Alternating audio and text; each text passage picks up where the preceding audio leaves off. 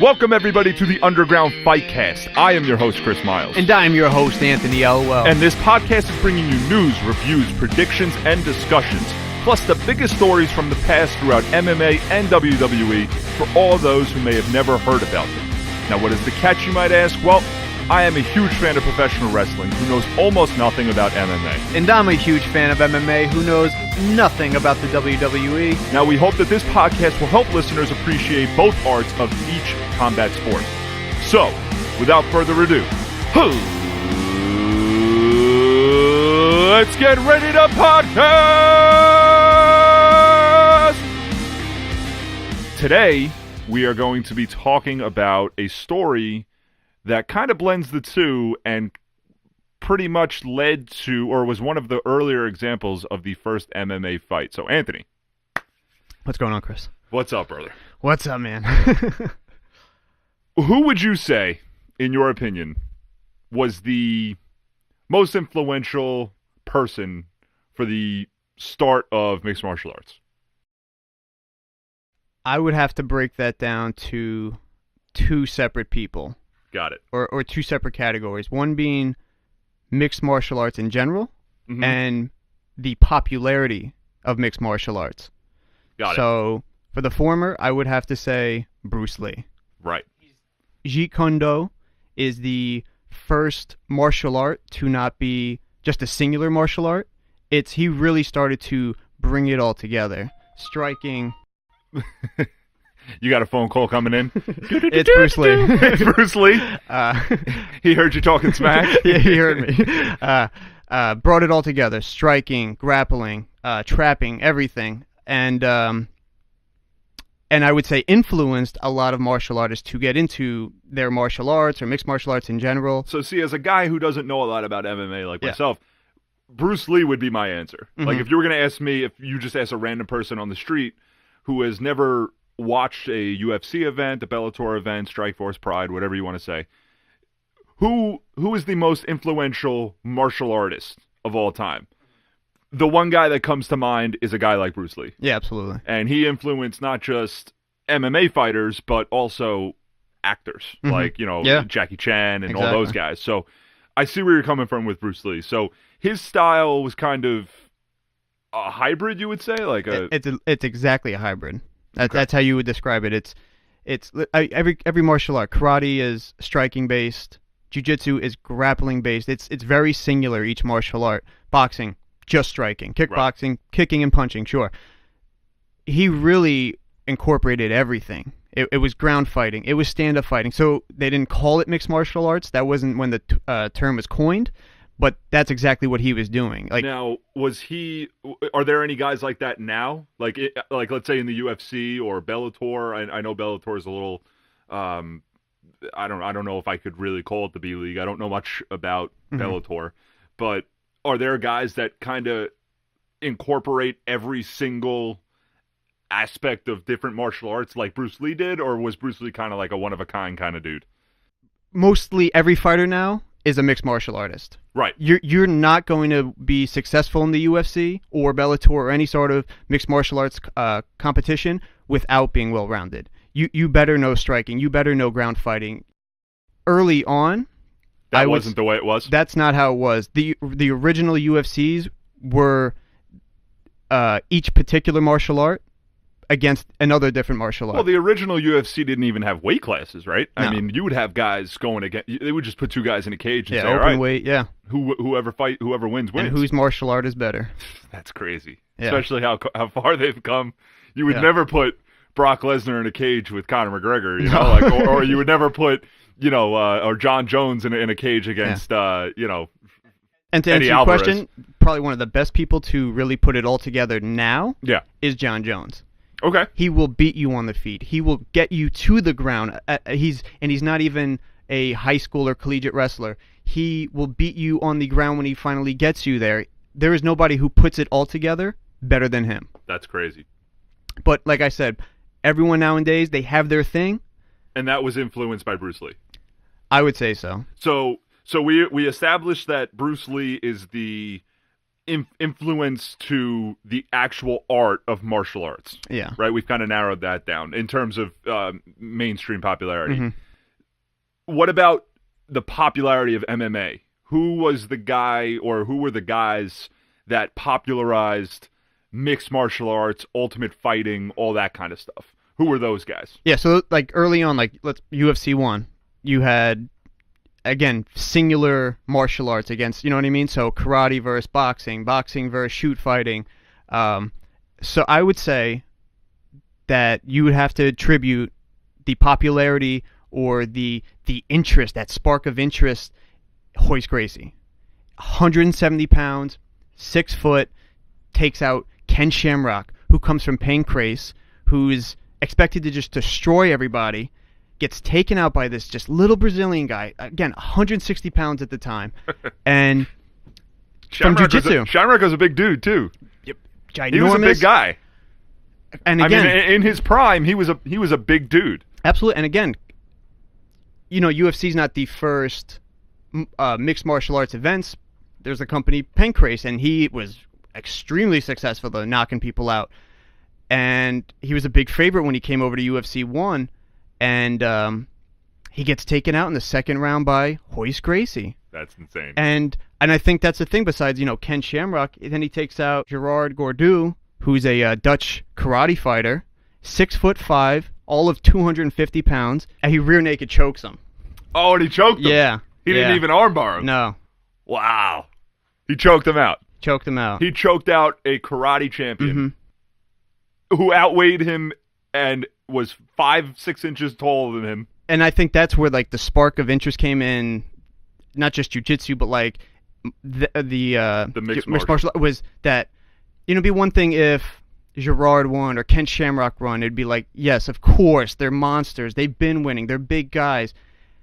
But for someone little, very like unassuming to win, very relatable for most people, you know, the average size, 6 foot, 170, for him to stop all of them, you know, I think that made a lot of people go like, what did he do that stopped them? What do you mean he choked them? Like, and I feel like a lot of people were just really interested in just that aspect, you know, mostly martial arts are, you know, self-defense based and taking on the big guy. And I think that event, he proved that it's not the bigger guy, it's not the scarier guy, it's the more well-trained, disciplined guy. Well, like you said, my first introduction to MMA was Ken Shamrock, because he came over to the WWF at the time in the 90s, 97 he came in.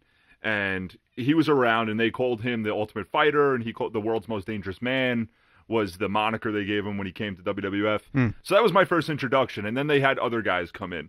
But that's another podcast for another time. But the fact is that it picked up enough from that event, from those types of fights, to have that kind of appeal to a bigger, wider audience than maybe just, you know, the small population of fans that it did have. So so the Gracies are the guys that now it's the lineage, right? Yeah, exactly. So there's a ton of Gracies out right now. There's a ton of Gracies there. Running a lot around. Of Gracie schools, a lot of I mean, not too many Gracie fighters, but yeah, as far as academies and still teaching martial arts and they're like the Samoan dynasty of if you were to compare it to WWE, the Samoans in WWE are huge. They've got probably over 30 Samoan, and they're all in the same family. They're all related somehow. Okay. So from The Rock to Yokozuna, from Yokozuna to the Usos, from the Usos to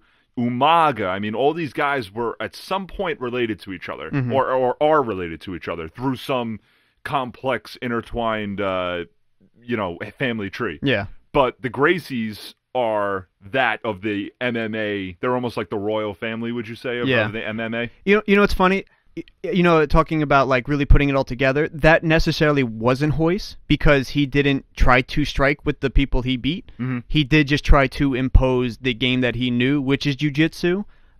But I mean, yeah, you got to give him credit for people really getting interested in going, oh, we got to fight on the ground. We got to learn how to fight on the ground. And yeah, if it wasn't for the Gracie, he was fighting that day on behalf of that Gracie lineage, right? What his whole family represented. And yeah, the Gracies are, I mean, They revolutionized the sport. Yeah. They made it again. Sport. It seemed like they made it. It's very easy for people to look at that event and be like, yeah, it's barbaric guys just going at it. He kind of like slowed that pace down and just made it more methodical. Yeah, very methodical. And meticulous, which I think was strategy based rather than just get in there and try and knock your guy out or make him tap. Yeah, something like that. It was, and I think that was important too for popularity because. Again, it's very easy to look at that event, look at UFC or at cage fighting and be like, this is just barbaric. And he made it go, no. But, like, look what happens when you know a particular thing. Look what happens when you can impose your game plan on a bigger, larger person. And he did it kind of in a non-violent way. You know what I mean? Jiu-jitsu is not necessarily violent. So for him to just bring them to the ground and make them tap was a huge deal. Huge. So, what would you say if I told you that there's another guy that you might be missing from that list that might be a little unsuspecting, might not expect to see on an MMA discussion? Who do you got? Who am I missing?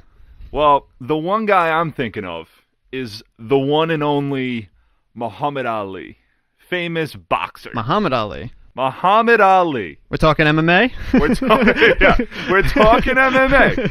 We're talking MMA. So, Muhammad Ali, many moons ago. Many moons ago. He, in his life, obviously, for boxing. Later in his life, for his works in, different types of activists, types of stuff. But we're going to go a little further back about Muhammad Ali and his impact on the MMA. Do you know anything about this? I have no idea. You have no clue? No clue. I admit, as big of a MMA person I am, I'm not even that familiar with boxing. All right, so there you go. So I think we can all agree that if you're putting a list together, and again, you just said you're not a boxing guy. I'm not a boxing guy. Yeah. But if you're putting a list together of the most famous boxers in the history of boxing, there's two guys that come to mind immediately: Mike Tyson and Muhammad Ali. Absolutely, yeah. Right? There's other guys that you could name if I gave you a minute or two, mm-hmm. but the two guys that come to mind instantly, for me at least, Mike Tyson and Muhammad Ali. Absolutely. So Ali was a beast in boxing. We know that. So in 1976, Muhammad Ali was fresh off of a fight against Joe Frazier. Have you ever heard of the Thrilla in Manila? Yes. So the Thrilla in Manila was a fight in 1975. It was the third fight of a trilogy that they had. And it's regarded as one of the most memorable feuds in boxing history. Frazier and Ali. Huge fights. The first two fights took place in the Garden, Madison Square Garden. And the third fight took place not at the Garden. Somewhere else. Somewhere else. On the moon. So these guys are fighting on the moon. So he wasn't, at this point in his life, after the Thrilla in Manila, he won that fight. And although he wasn't quite Muhammad Ali anymore, he was getting a little older, he was getting a little more, he was getting a little slower in his agility and stuff, but he was still the biggest name in boxing. Absolutely. I mean, Muhammad Ali was gigantic at that time. Not only for his fighting and not only for his record and his just insane fighting ability, but his attitude, his brash personality was huge. And it captivated the entire world. Not just America, not just, everywhere. He was a huge deal everywhere.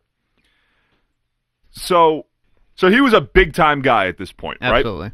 So at this point, though, like I said, a lot of people were doubting him. A lot of people thought that his skills were diminishing. So a lot of boxing critics, fans, thought that maybe this guy should retire. Maybe he should hang up the boots, go out on a high note.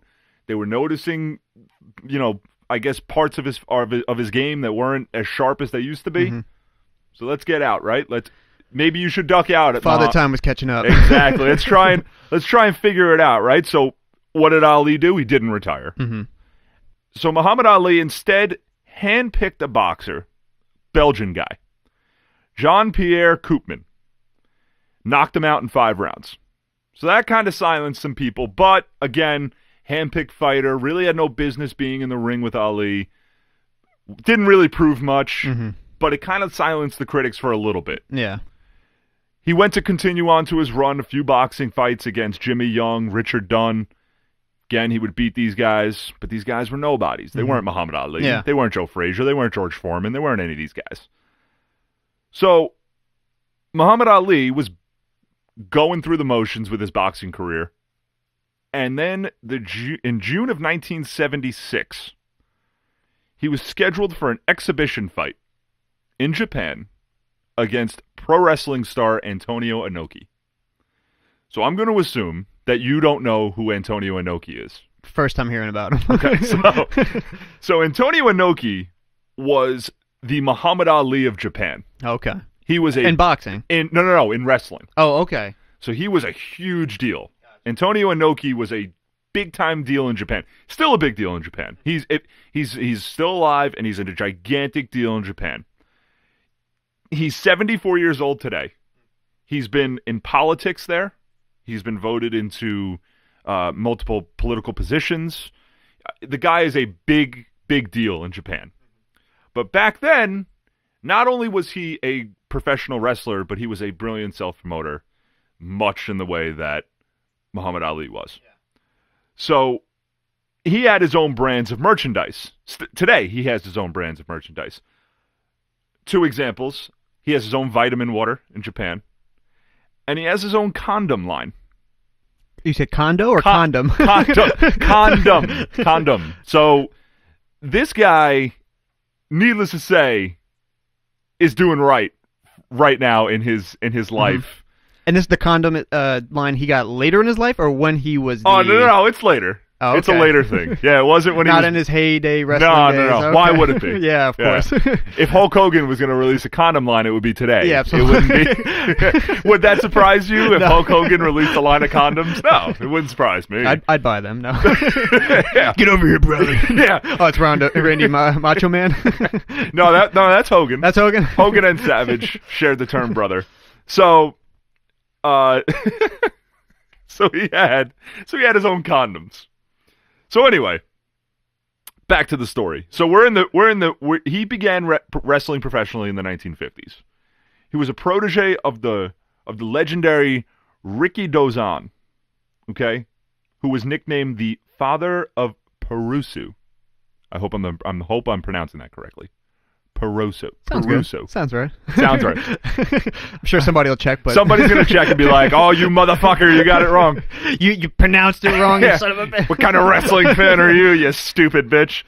So in Japan, Ricky Dozan had a gimmick where he would have American wrestlers come over, and they would fight dirty. They'd fight with chairs. They would do things behind the referee's back. They would do all these different types of things, until the Japanese wrestler would fight back and beat the American wrestler 1, 2, 3, and the Japanese hero overcame the dirty American. Mm-hmm. And that was and it still happens today. If you watch WWE now, if you have any character that is a Muslim, if you have any character that is anti-American in the slightest, Canadian or Russian or whatever, and they portray an anti-American character, yeah, the chances are, further down the line, you're going to be beat by like John Cena, because it's just the culmination. Yeah, the people's champ, the American champ, the America. Yeah. America. That's America winning one. Exactly, America will always win. Yeah. So that's still in effect today. So that was created back in Japan. And at that time in America, we had our own wrestling program going already. There were some promotions out there back then in America. There were some promotions out there, but wrestling really became huge in the late 50s, early 60s for promotions throughout the country. Yeah. Different territories. It wasn't like it is now with the WWE. It was big territories. So New York had its own territory. Chicago had its own territory. Gotcha. North Carolina, South Carolina. So all very these like places, localized promotions. Yes, exactly. Okay. And the people Texas was huge. People would come just to see those guys in that territory. Gotcha. So at this point, wrestling wasn't gigantic yet. It hadn't blown up yet. But in Japan, it was a big deal. Mm-hmm. In Japan, Japanese wrestling was huge. So Inoki was Ricky Dozan's protege. And he would come in. He exploded. He was a huge deal in professional wrestling. By 1971, he was kicked out of the Japanese Amateur Wrestling Association, which was the company he worked for, because he tried to take it over. Okay. So that'll... Try to take it over... Like, tried to run... The promotion. Himself. Gotcha. So they said, no shot. Mm-hmm. See you later. Yeah. So he had nowhere else to go. There were no other Japanese wrestling associations out there. That was like the big one. He was looking for bigger paydays. He was looking for more fame. So what did he do? He entered the world of martial arts. Mm-hmm. So before he met Muhammad Ali at all, he fought a bout against a heavyweight judo gold medalist from the Munich Olympics. This guy's name was Wilhelm Ruska. Inoki destroyed Ruska, battered him into a TKO with a succession of 3 consecutive back suplexes. Destroyed this guy. And this is an actual martial art event? This is a judo competition? This was a martial art fight. Okay. So this was kind of like a mixed MMA kind of. They just didn't call it that. They didn't call it that back then. It was the blending of a couple different martial arts. So they had this gold medal judo guy come in, and Inoki took him out quick, knocked him out. Now, given that Inoki was a professional wrestler, and given that it was not uncommon back in the day for fights to be fixed, a lot of people thought that this fight was fixed. Mm-hmm. A lot of people thought that anything Inoki did in the mixed martial arts world was fixed. Mm-hmm. Or some way kind of right. set up. Now, Ruska never suggested, the guy he knocked out, never suggested that this was anything but legitimate. Mm-hmm. He never said that he was paid. He said this was a totally legitimate fight. Inoki went on to have, over the next 13 years, about 20 or more fights. And again, none of those guys said that he fixed the fight. Yeah. It was all presented as legitimate. Mm-hmm. But again, you don't really know. It's Inoki. It's Inoki. Yeah, it's I've known the guy for 2 minutes now. This guy is sketchy. I don't like him. So there was this guy named Don Draeger. He was an ex-U.S. Marine. He was also the author of the Comprehensive Guide to Asian Martial Arts, and ironically was Sean Connery's fight double in a James Bond movie. Okay. So he's a kind of guy that you'd want to have a beer with, but you wouldn't want to fuck with. Yeah, probably leave after a couple beers. Yeah, before he got a little rowdy. Yeah, before the whole bar starts to break out, you're like, all right, well, here's $20. I think that covers my drinks. Like, I'm good now. So Inoki was going through the motions here with his mixed martial arts, and this guy, Don Draeger, was quoted as saying, Inoki's recent defeat, in air quotes, of Ruska was a farce. Ruska could mutilize him if he was allowed to do so. The whole thing is a promotion gimmick. If this were a real fight and a real go, I think this would scare Muhammad Ali away. And if Inoki insists on it being real, this thing would never take place. So a lot of guys thought, this man included, that it was fixed. Yeah. So here's where we go into the story. Bob Arum. He's a boxing promoter. He has promoted some of the biggest boxing fights in history. Not only back in the day, but still even today. Okay. Still around promoting fights. But he also promoted things outside of wrestling. He was a promoter. Not just boxing. He didn't limit himself to that. One of his more famous promotions was the jump over the Snake Canyon by Evel Knievel in a rocket car. Oh, so he'd really promote anything. So he would promote anything you gave him. He's promoting it. Yeah. And he's going to do a damn good job of promoting it. So he spoke to Muhammad Ali's manager, who had said that Japanese promoters were coming to him with large sums of money for Ali to go over to Japan and fight a professional wrestler. In a boxing match or just in a fight. Just in a fight, yeah. In an exhibition. Yeah. What we call MMA now. Which what we call MMA now was what that would have been. Yeah. So he went to his guys and he said, all right, I think that we have a fight here. Let's talk to people. Let's talk to my people. So that was out there. It had gone to Muhammad Ali's camp, to his guys. So his guys knew about it. Mm-hmm. So Ali's team began plugging this fight in April of 1975. So we're going back a year for a second. Okay. In 1975, Muhammad Ali met a man named Ichiro Yada, who at the time was the president of the Japanese Amateur Wrestling Association, which is what Inoki got kicked out for. So Ali asked Yada, quote, "Isn't there any Oriental fighter to challenge me? I'll give him $1 million if he wins." So that's what Muhammad Ali said to this guy. Yeah. Many believed Ali was joking, except Yada. So Yada brought this back to the Japanese press, who took it seriously. And Yada said, okay, Muhammad, Cassius, whatever you want to call him. Was he Cassius at the time? He was Muhammad Ali at this point. Let's get it done. Let's do it.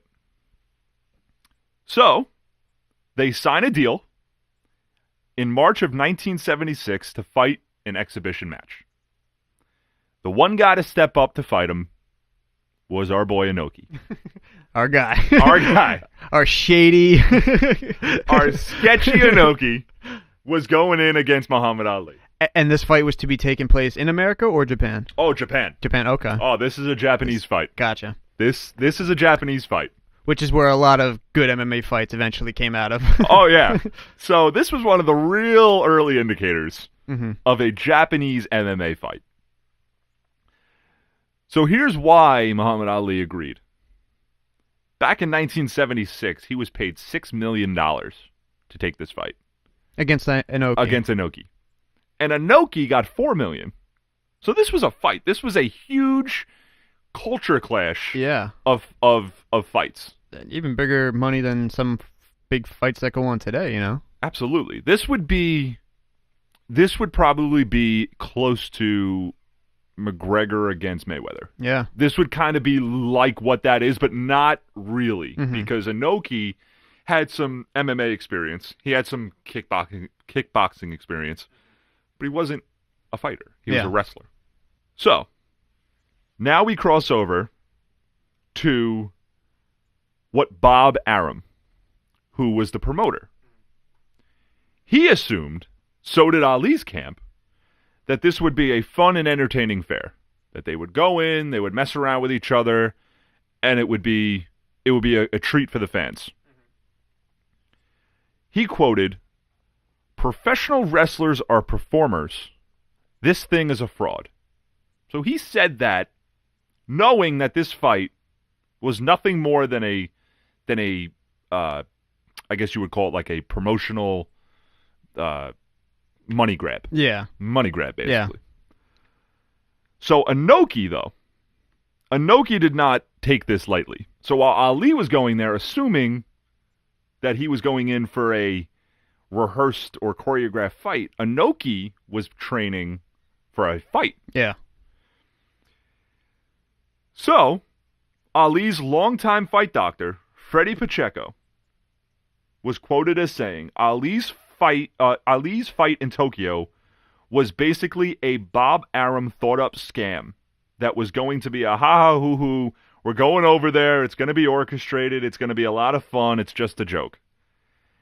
Then when we got there, we found out that no one was laughing. Ali, though, had been confident the entire time in his normal, confident Ali swagger. He comes off the flight commenting The guy comes for me. I just jab him. Bop, bop, bop. He can't get close enough. What's karate from a distance, man? Nothing. When I've jabbed enough, I'll knock him out. So that was Ali. So do you think that was Ali just being confident that whatever the situation was, he would win, or he really believed that Inoki just being the quote-unquote fake wrestling, show, entertainment type of guy, that he would just... I think that Ali had a little bit of both. Yeah. I think Ali thought... Didn't take him seriously, yeah. But didn't think he was actually going to have to fight this guy. Mm-hmm. So, Ali arrives a week before the fight, on June 16th, for the first media event between the fighters. As he lands at the airport, Ali announced his arrival with his typical Ali swagger. He screams, "There will be no Pearl Harbor. Muhammad Ali has arrived. There will be no Pearl Harbor." Between that and him calling out an quote-unquote Oriental, very different time. yeah, it's a completely different different trash talk than what we're doing now. Oh, my God. It's not even close. So, this fight was scheduled inside a sold-out Budokan in Tokyo for June 26th. The attendance at the fight was said to be 14,500 people. The fight was shown in America in syndication by WWF owners Vince McMahon and his late father, Vince Sr. Oh, so at this time, WWF is a thing. It's WWF in the 70s was a thing only at Madison Square Garden. Gotcha. So that was their place. A couple times a month, they would have events. Mm-hmm. Bruno Sammartino was the champion, and he was the guy. He was the main event all the time, and they were a thing at that point. They would air the fight at Shea Stadium. They had over 33,000 people show up to Shea Stadium to watch the fight on the screen because it was happening in Japan. Yeah. So it was closed circulated in 134 countries. Estimated total views in the world were in the hundreds of millions in the world. So this was a huge deal. Yeah. This fight was not just a little, oh my God, let's see. No, this was a big deal. Yeah. The world is literally watching. The world is watching you fight. There were rumors that it reached over 1 billion views. That's bigger than anything. Yeah. Like the Super Bowl gets 50 million people. And that's just everyone just being behind Muhammad. I think it was because Muhammad Ali was such a big name, and Inoki on the other side of the globe was such a big name. Yeah. As a clash of both hemispheres. It's a fight of the hemispheres. So, when he announced that this fight would be happening, Ali said that his nickname for Inoki would be the Pelican because of his big bullseye chin. Inoki looked quietly back at him and replied, through a translator, "When your fist connects with my chin, take care that your fist is not damaged." I'd have to see his chin. He had a massive jawline. He had a big jawline. He then presented the greatest, Ali, with a crutch to use after he had been thrown from the ring. So his brand of Inoki's brand of trash talk was, here's a crutch for you to use after I beat your ass in front of all these people. At this point, Inoki said, I don't know how seriously Muhammad Ali is taking this fight, but if he doesn't take it seriously, he could suffer damage. I'm going in there fighting. I may even break his arm. Ali and his entourage then went to Inoki's camp and said, okay, so when do we do the rehearsal? So this time they are really preparing for a choreographed event? Oh, yeah. Oh, so all the crap talking is just part of for show. It's all for show. Okay. Ali thinks it is. Yeah. But Inoki doesn't. So Ali asked Inoki only to get the answer, no, this isn't an exhibition. This is a real fight. Yeah, and Inoki beating the Munich judo champion and really winning and then getting doubted. So He's going in there trying to win a real fight. Gotcha. Ali's going in there for an exhibition money grab. Yeah. That's exactly what he's doing. Yeah. Ali realizes that this event was not going to be an orchestrated match as he originally thought it was. So he starts to get cold feet about performing. He doesn't want to get in the ring with this guy. He doesn't know how to fight on any other style and than this boxing. is a bare knuckle fight? No. So originally it was going to be an exhibition, which is just any kind of wrestling fight that you would see. Yeah. Ali probably would have gotten in there with his boxing gloves. Okay. Inoki probably wouldn't have worn gloves. But it was supposed to be choreographed, or the intent was to be choreographed, but it wasn't. So he didn't want to risk his future getting tossed around the ring like a rag doll by Antonio Inoki. So they set rules. Ali's camp said, we're not doing the fight unless these rules are met. So here were the rules. Ali would wear 4-ounce gloves, and he would be able to tag out of any grapple by touching the ropes. Inoki had to fight barehanded.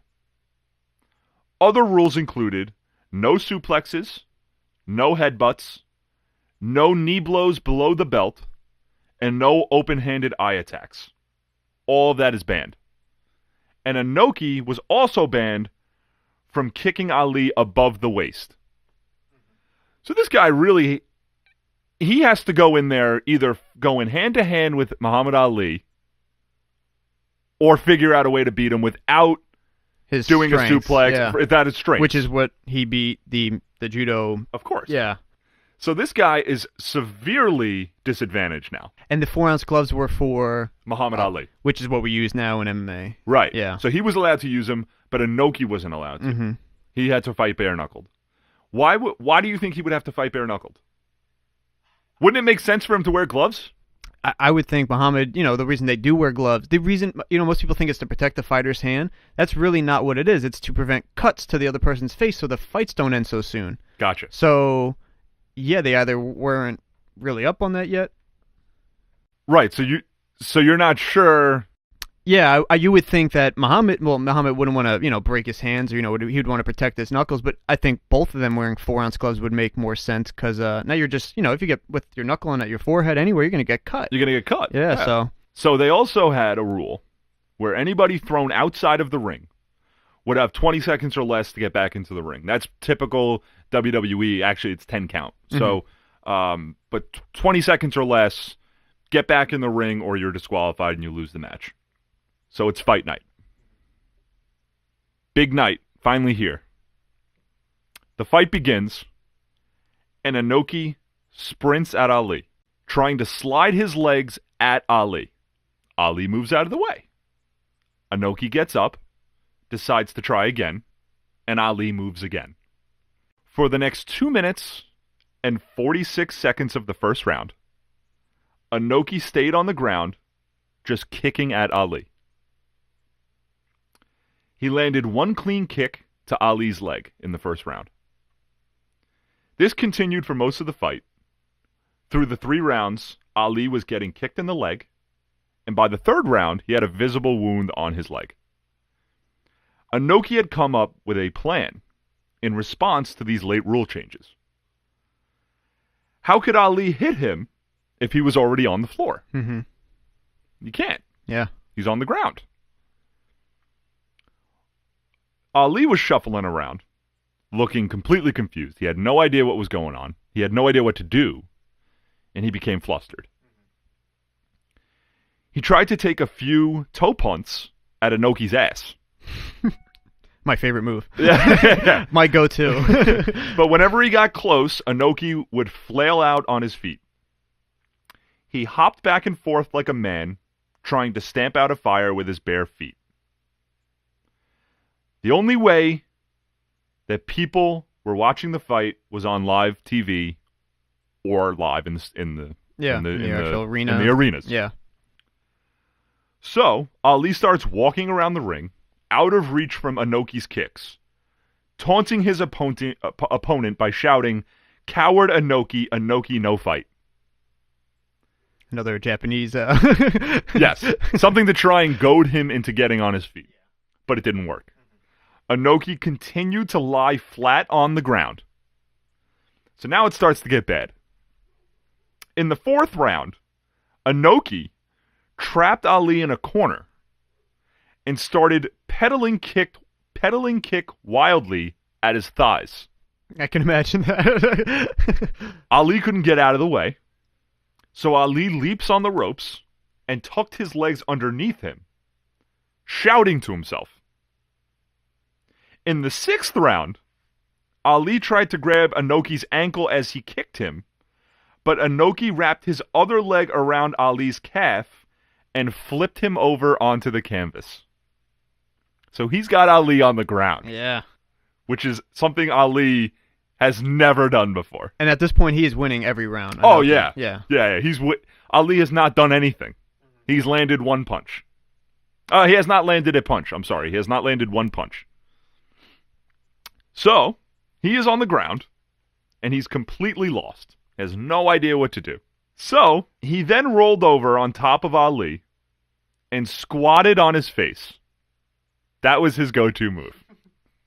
Let's roll over and just squat on Ali's face. My second favorite move from the butt-toe punt. So the butt-toe punt, squatting on a man's face, teabagging the shit out of him. If those fail for me, I'm running. The third one's just run away. You're not going to win this. It's fight or flight, Yeah. and it's toe punts or squats on the face. Pedal kicks too, but yeah. Pedal kicks too. So this is not considered to be a great moment in Ali's career thus far. A huge fall from grace. Yes, completely. So, Ali did not throw his first punch until the seventh round of the fight. It took 7 rounds for him to land his first punch. Which came from, which was like Inoki's laying down and got to his feet and landed a punch. Right. No, on the ground. Oh, on the ground. Oh, while they're on the... Okay, I gotcha. Yeah. He did not land his second punch until the 10th round. Ali threw 6 punches the entire fight. 6 punches. So Ali starts walking around, and I don't know if he was aware of it or not, but there's people out there who insisted that this was a fix from the moment it started. Oh, because it's such a messy fight. It's so messy. Yeah. It's not. There's That's no not Ali. cohesion. It's not Ali. But that's the thing with MMA. It really will embarrass someone and make someone look like they don't know what they're doing. Right. Especially early on when it was boxers versus this. They're great in their thing, but... Now, people were saying that the $6 million purse is really why he's even considering doing that. Yeah.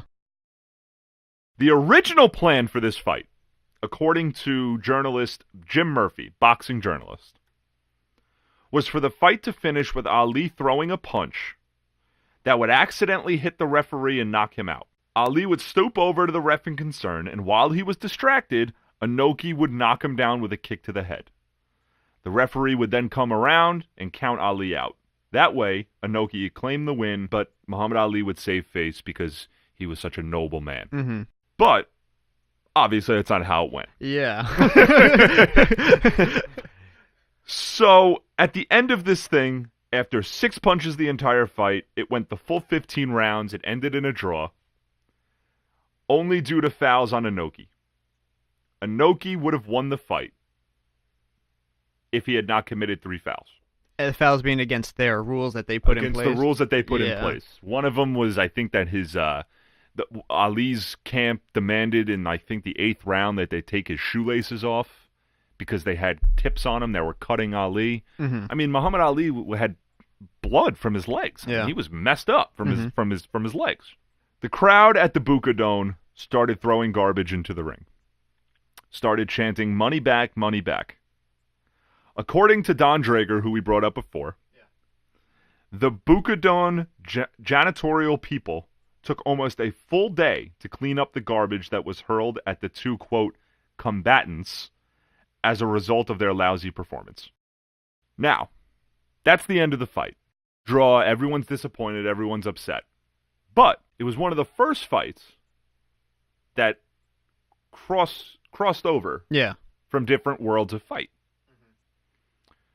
Ali suffered 2 blood clots in his legs as a result of this fight. From the kicks from Inoki. Inoki on the ground. He had a fight against Ken Norton on September 28th at Yankee Stadium of the same year, a few months later. A boxing match. Boxing Yeah. match, correct. He was still feeling the effects of the fight against Inoki. His mobility had been affected. He did not look like Muhammad Ali. Every time he tried to create separation as Ali would normally do, Norton would capitalize, get close enough, and batter Ali against the ropes. Ali squeaked out a unanimous decision in that fight, but the public booed because they thought Norton should have won. People thought that because he was Muhammad Ali, they gave him the fight. But the fight against Inoki actually impacted Ali's career. Yeah, because people still at this point thinking that was all bullshit, you know? Right. Now people are thinking, all right, well, you know, this He didn't guy... really get injured in that fight. It was a fake. Right, it was a fake. But actually, he was getting drilled with punches. With kicks, I'm sorry. Yeah. With kicks to the legs. This guy screwed up. Bob Urum, the promoter, was quoted as saying, at the end of the 15th round, the referee called it a draw. So fine, okay. It was terrible.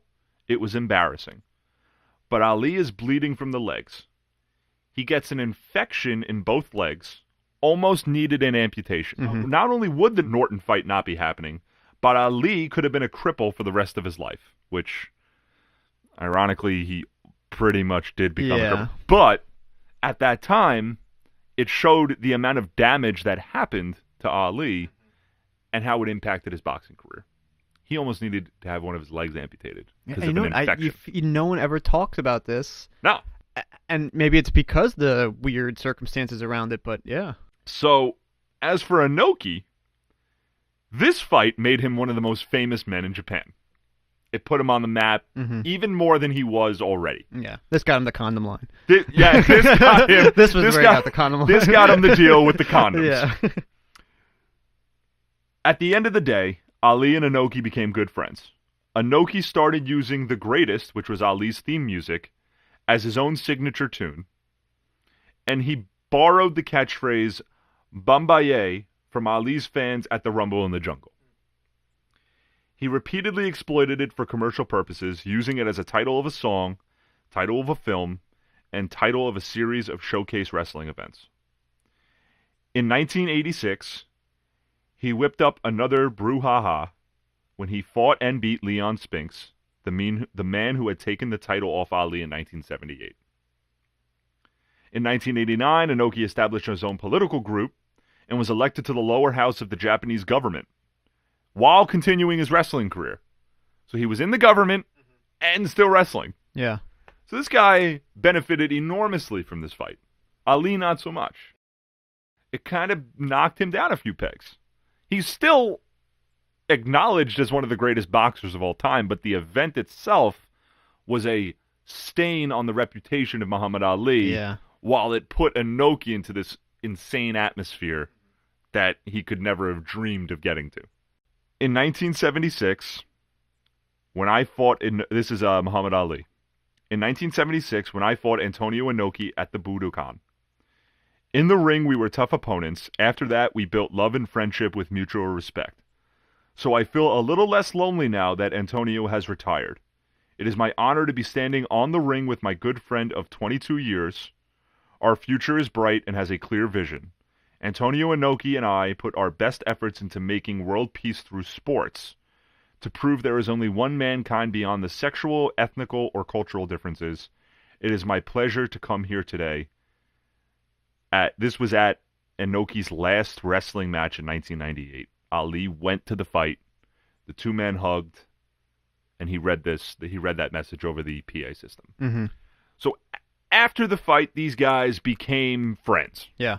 However, the fight had an enormous impact on the career of Ali, an enormous impact on the career of Inoki, but it was also one of the first MMA kind of style fights. Yeah. No one had ever seen anything like that before. I mean, maybe there were a few less... I shouldn't say anyone had never seen anything like that before, but no one had seen it on that grand of a scale. Yeah. That was the first holy shit moment. Japanese had shoot fighting, but it was just shoot fighting, and we had boxing. But yeah, that mixture, that clash, yeah. Especially like you said, their biggest star, our biggest star. Right, and it was a worldwide event. Mm-hmm. It wasn't just two Americans, two Japanese guys. It was a Japanese legend against an American legend. Yeah. And it became an embarrassment at the end. But it was it's recognized today as one of the earliest examples of an MMA fight. Yeah, absolutely. And just 10, 15 years later, in 1992, 1993 is when the UFC event started. So somewhere somebody was getting the idea to get these guys, different martial arts, together. So that's the story of Ali against Inoki. I had no idea where that was going. I've never heard of this. No one ever talks about it. No one ever talks about it. No. See, the reason I'm a big pro wrestling fan, but I also didn't know the full story until I dug into it more for the podcast. Mm-hmm. And it became a holy shit kind of a story. Yeah. Even as you're telling me, I'm like, this can't be true. They don't ever talk about this. None of this can be true. But it was, my friend. It was totally true. So, that's the story of Ali against Inoki. And I think that concludes our first episode of the podcast. All right, so that's the show for this week. Thank you guys for listening. I hope you guys subscribe, like, share, do whatever you can to support the podcast. I am your host, Chris Miles, along with the host, Anthony. See, you did it again. Yeah. We'll figure it out. No. I'll just cut you off every time. by the next episode, we'll figure that out. I'll stop cutting them off next episode. Yeah, but this was the first episode. Again, like, share, subscribe. Visit our website, www.undergroundfightcast.com. Visit us on YouTube, Facebook, Twitter, Instagram, anywhere you guys want to follow us. Thank you guys so much. Thanks for listening, guys. Peace out.